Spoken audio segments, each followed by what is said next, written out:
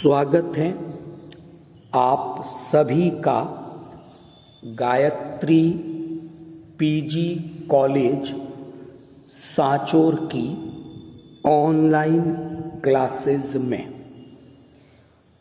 आज हम जो टॉपिक डिस्कस कर रहे हैं वो बीएससी पार्ट 3 जूलॉजी के सेकंड पेपर से लिया गया है। बीएससी पार्ट 3 जूलॉजी का जो सेकंड पेपर है, अगर हम उसके सिलेबस को देखते हैं तो इस पेपर की पहली जो 3 यूनिट हैं वो इकोलॉजी से रिलेटेड है, और जो लास्ट 2 यूनिट है, unit number 4 and unit number 5, ये जो दोनों यूनिट हैं ये इथोलॉजी, बिहेवियर, व्यवहारिकी से संबंधित है। तो आज से हम लोग कुछ लेक्चर, कुछ टॉपिक इथोलॉजी, बिहेवियर से रिलेटेड डिस्कस करेंगे। तो टॉपिक शुरू करने से पहले कुछ जनरल बातें बिहेवियर के बारे में, व्यवहार के बारे में डिस्कस करेंगे। फिर आज एक प्रकार के व्यवहार के बारे में बात करेंगे। तो स्टार्ट करते हैं। अगर हम बात करते हैं बिहेवियर्स की, व्यवहारों की बात अगर हम करें तो जंतुओं के द्वारा जो भी व्यवहार प्रदर्शित किए जाते हैं,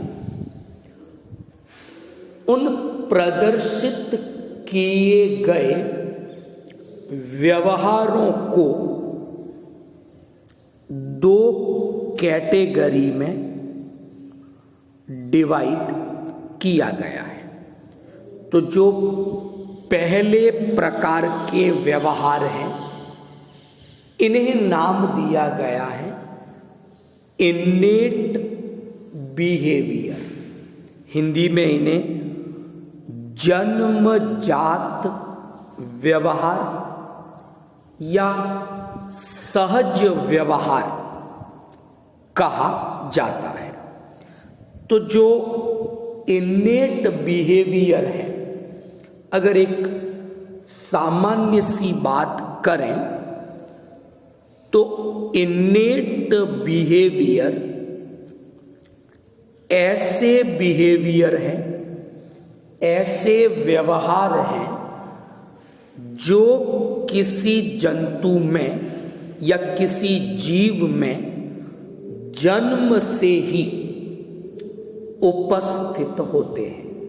यानी इन व्यवहारों को सीखने की आवश्यकता नहीं होती, और जो दूसरे प्रकार के व्यवहार एक जंतु के द्वारा प्रदर्शित किए जाते हैं उन्हें एक्वायर्ड बिहेवियर, लर्न्ड बिहेवियर, ये सीखे गए व्यवहार है, उपार्जित व्यवहार है। और एक जंतु इस प्रकार के व्यवहार अपने एक्सपीरियंसेस, अनुभवों से सीखता है। तो बेसिकली इस फर्स्ट स्लाइड में हम लोगों ने बात की 2 प्रकार के जंतु व्यवहारों की। इन्नेट बिहेवियर और लर्न्ड बिहेवियर। अब हम बात करेंगे कि इन्नेट बिहेवियर की क्या प्रॉपर्टीज हैं और लर्न्ड बिहेवियर की क्या प्रॉपर्टीज हैं।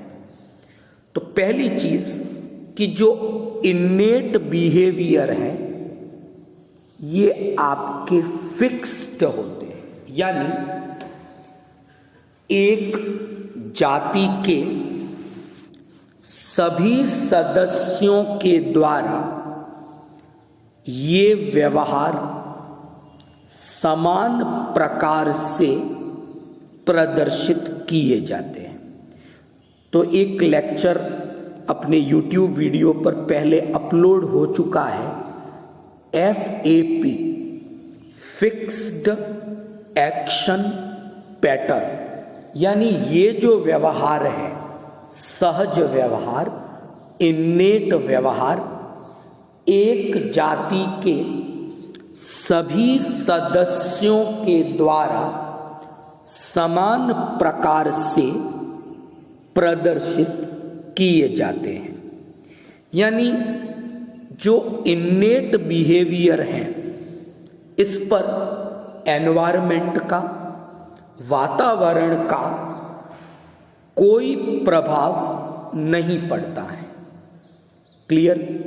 तो ऐसे कई प्रकार के व्यवहार हैं, जैसे फीडिंग हैबिटेट, भोजन संबंधी जो व्यवहार है, कर्टशिप बिहेवियर जो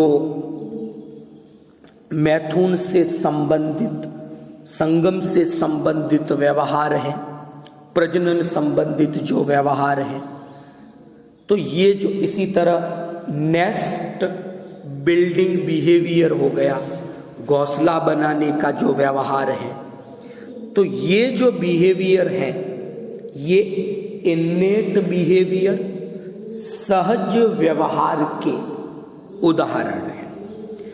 दूसरे प्रकार का जो लर्न्ड बिहेवियर है ये अनुभवों के साथ बदलता है। व्यक्ति अपने पूर्व अनुभवों से इस व्यवहार को सीखता है, इसलिए ये व्यवहार फ्लेक्सिबल है, फिक्स नहीं है। तो एनवायरमेंट के अकॉर्डिंग वेरिएबल, चेंजेबल बिहेवियर ये होते हैं। तो बात की इस स्लाइड के अंदर हमने इन्नेट बिहेवियर की क्या प्रॉपर्टी है और लर्न्ड बिहेवियर की क्या प्रॉपर्टी है।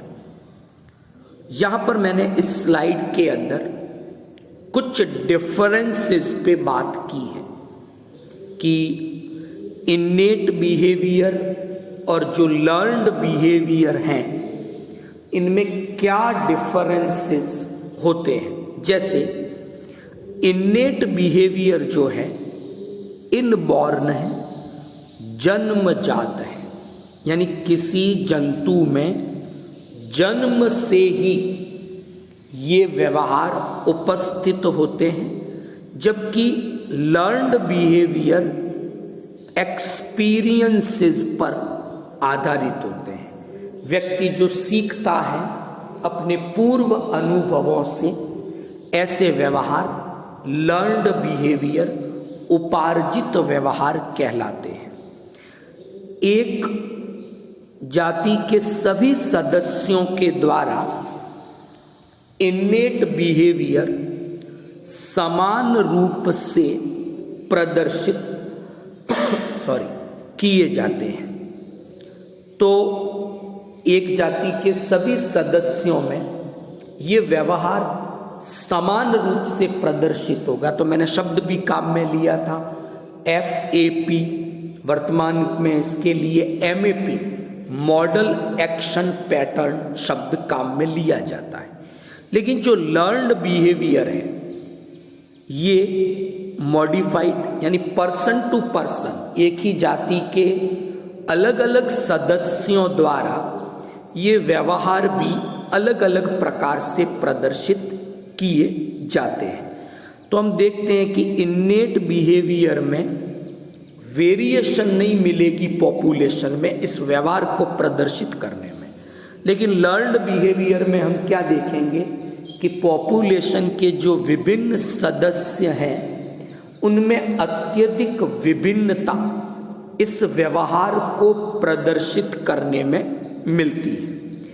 इन्नेट बिहेवियर है, उस पर वातावरण का कोई सीधा प्रभाव नहीं है, जबकि लर्न्ड बिहेवियर वातावरण से अत्यधिक प्रभाव पड़ता है इस पर, तो ये हाईली अफेक्टेड रहता है। इन्नेट बिहेवियर बेसिकली रिप्रोडक्टिव यानी मेटिंग बिहेवियर हो गया, फीडिंग बिहेवियर हो गया, इस प्रकार के व्यवहार इस कैटेगरी में आते हैं। जबकि लर्न्ड बिहेवियर नेचुरल सिलेक्शन जो प्राकृतिक वर्ण की क्रिया है उसमें अपनी महत्वपूर्ण भूमिका निभाते हैं। जब हम बात करते हैं, आज हम डिस्कस करेंगे लर्निंग के बारे में। जो लर्न्ड बिहेवियर है उस पे हम आज से स्टार्ट करेंगे लेक्चर। तो पहले प्रकार का जो लर्निंग बिहेवियर है वो है हैबिचुएशन। तो अलग अलग प्रकार के लर्निंग बिहेवियर हैं, हम पहले से स्टार्ट कर रहे हैं। हैबिचुएशन पहले प्रकार की लर्निंग है। इसी प्रकार imprinting, classical conditioning, trial and error, latent learning, insight learning और रीजनिंग। तो बेसिकली 7 प्रकार के लर्न्ड बिहेवियर हैं। तो एक एक पे हम एक एक वीडियो अपलोड करेंगे। आज हम पहली प्रकार की लर्निंग उपार्जित व्यवहार की बात कर रहे हैं और वो है हैबिचुएशन। एक बात यहाँ आप लोग नोट कर लें कि जो इन्नेट बिहेवियर है, सहज व्यवहार है, इससे संबंधित 2 से 3 लेक्चर पहले ही हमारे चैनल पर अपलोड किए जा चुके हैं। यूट्यूब चैनल पर वो लेक्चर अवेलेबल है, आप उनको देख सकते हैं। तो आज से हम स्टार्ट कर रहे हैं लर्न्ड बिहेवियर के बारे में, और आज के लेक्चर में हम पहले प्रकार के लर्न्ड बिहेवियर की बात करेंगे और वो है हैबिचुएशन। समझते हैं हैबिचुएशन क्या है, और ये बहुत ही एक कॉमन प्रकार का बिहेवियर है, बहुत सामान्य व्यवहार है, जिसे हमारी जो डेली एक्टिविटी है 24 आवर्स की, उसमें इस हैबिचुएशन बिहेवियर को हम रोज अनुभव करते हैं, देखते हैं। तो स्टार्ट करते हैं हैबिचुएशन से। एक छोटी सी डेफिनेशन, छोटा सा इंट्रोडक्शन हमने इस स्लाइड में हैबिचुएशन के बारे में दिया है।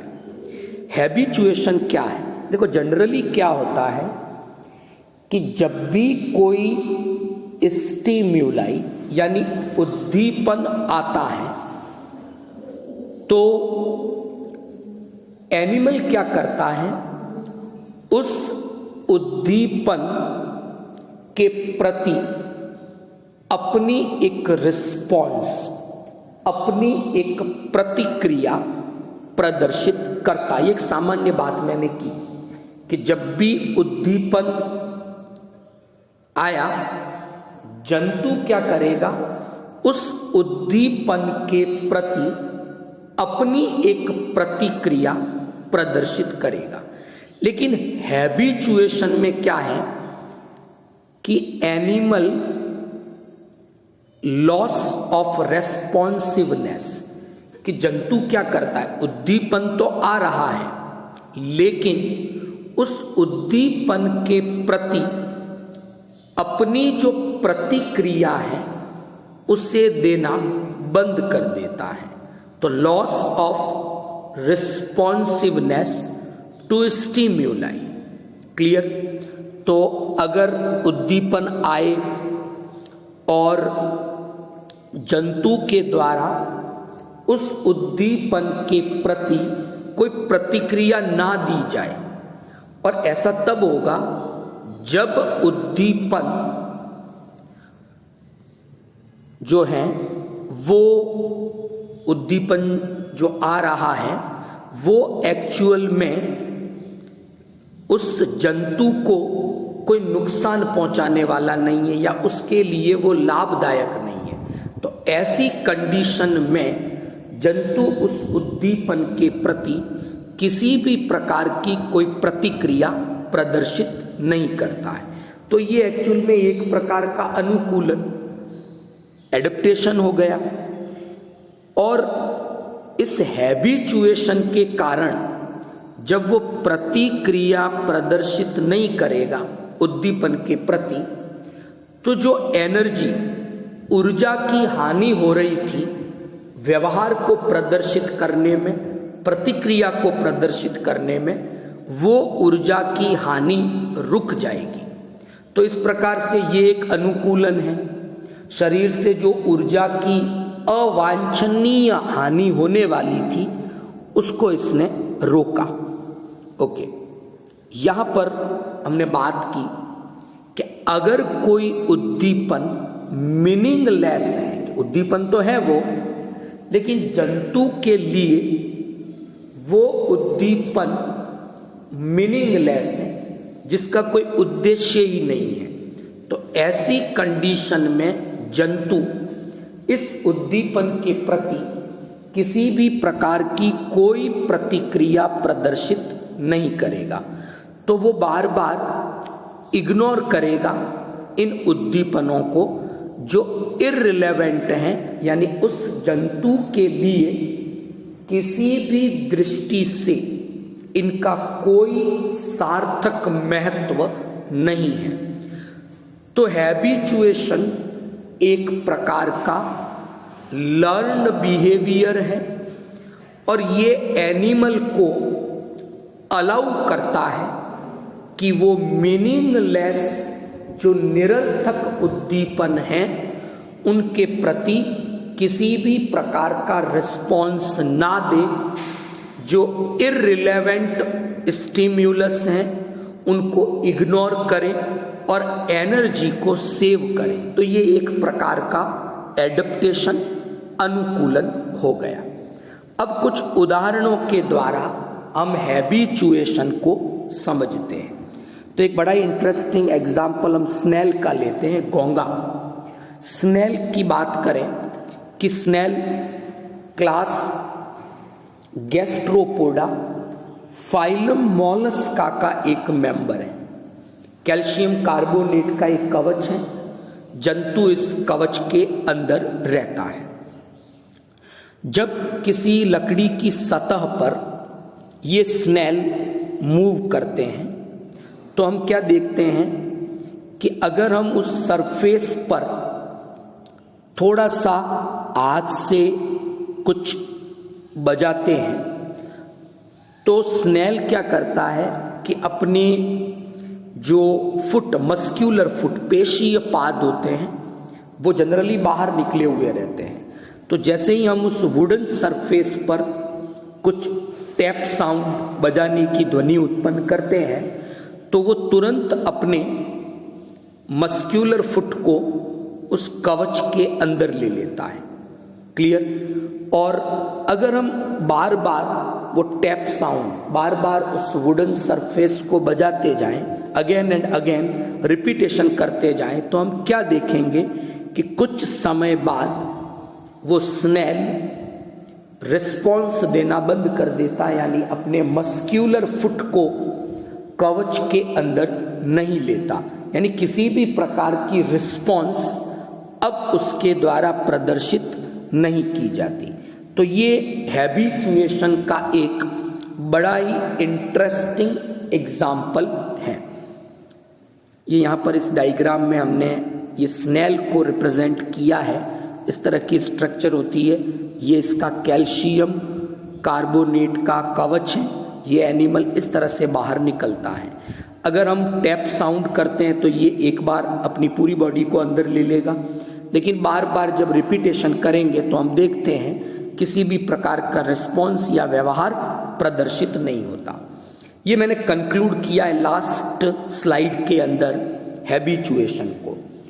Habituation it is a learned behaviour जिसमें स्टिम्युलस के अगेंस्ट रिस्पॉन्स लॉस हो जाता है। किसी भी प्रकार की प्रतिक्रिया जंतु के द्वारा प्रदर्शित नहीं की जाती। ये ठीक वैसा ही है जैसा आपने स्टोरी पढ़ी हो भेड़िए वाली, it is cry wolf effect, कि एक लड़का था, आपने अगर स्टोरी सुनी है, वो जंगल में जाता था और जोर से चिल्लाता था भेड़िया आया भेड़िया आया।